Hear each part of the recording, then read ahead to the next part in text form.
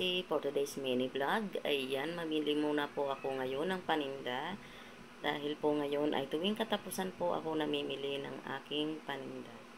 So, samahan nyo ako mga kamarsi mag-grocery. Ayan po, mamili muna po tayo.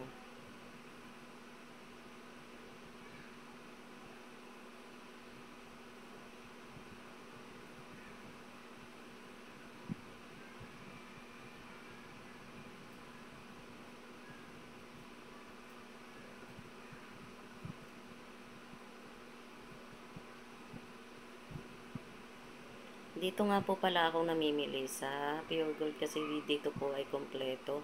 So, dito po sa amin kasi ay maraming grocery din pero maliliit po ang grocery kaya hindi rin po kompleto. So, dyan po ako namimili. So, ayan na po, nakarating na po ako sa bahay. Ayan, ang aking pinamili. Yan po ay mga dagdag lang sa aking mga paninda. Kung ano yung wala at yung mabenta, kung ano yung mabenta, yun po yung aking pinapamili. So, dagdag lang po sa aking mga paninda.